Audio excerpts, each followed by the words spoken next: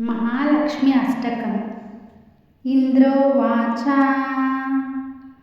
नमस्ते अस्तु महामाये श्रीपीठे सुरपूजिते शङ्खचक्रगदाहस्ते महालक्ष्मी नमोऽस्तुते।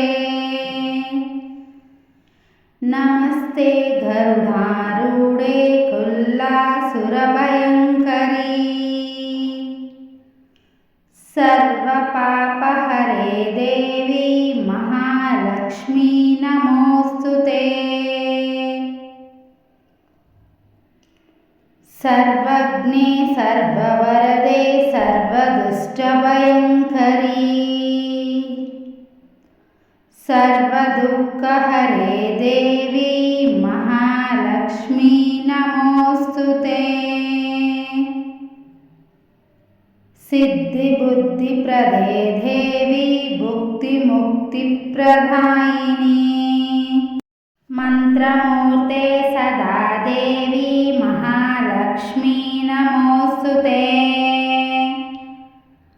आद्यन्तरहिते देवी आदिशक्ति महेश्वरी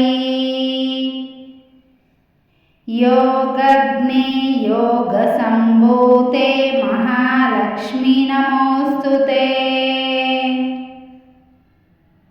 स्थूलसूक्ष्ममहारौद्रे महाशक्ति महोदरे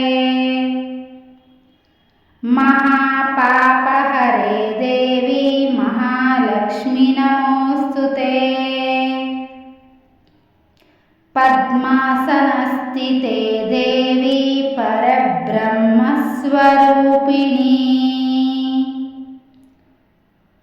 परमेशी जगन्मातः महालक्ष्मी नमोऽस्तुते।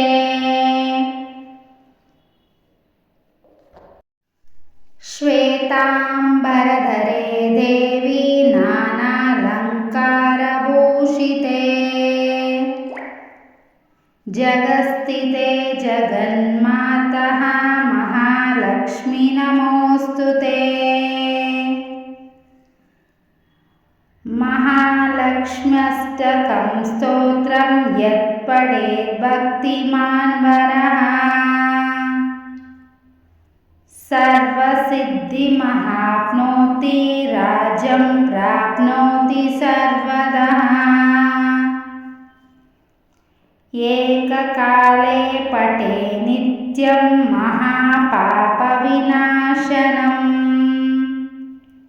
द्विकालं यः पठे नित्यं धनधान्यसमन्वितः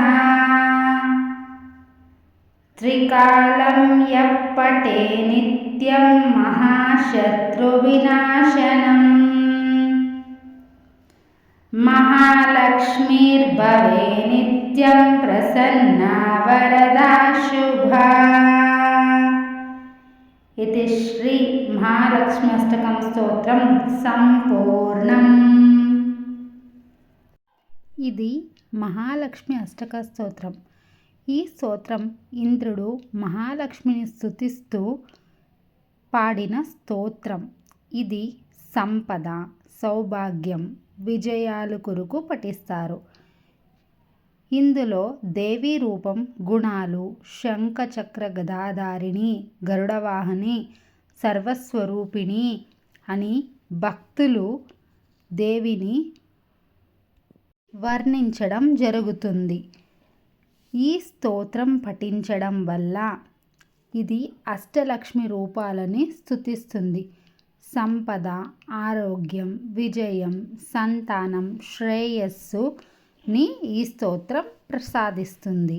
ఈ స్తోత్రాన్ని మనము నమస్తే హస్తు మహామాయే శ్రీపీఠే సురపూజితే అని చెప్తాం. అంటే శ్రీపీఠంలో కూర్చుని ఉన్న మహాలక్ష్మిని పూజిస్తున్నాము, నమస్కరిస్తున్నాము. ఆ తల్లి దయ కోసం మనం పరితపిస్తున్నాము అని అర్థం. శంఖ చక్ర గదాహస్తే మహాలక్ష్మీ నమోస్తుతే. శంఖ చక్రాలు ధరించిన ఓ తల్లి నీకు నమస్తే అని కోరుతున్నాము, ఆహ్వానిస్తున్నాము. పద్మాసనస్థితే దేవి పరబ్రహ్మస్వరూపిణి అంటే పద్మాసనంలో కూర్చొని ఉన్న ఓ తల్లి నీకు నమస్తే అని విష్ణుమూర్తితో పాటు స్తుతిస్తూ వస్తాము ఈ స్తోత్రంలో. ఈ స్తోత్రం మీరు కూడా నేర్చుకోండి. అలాగే గాయత్రి భక్తి విహార్ ఛానల్కి సబ్స్క్రైబ్ చేసుకోండి. ధన్యవాదాలు.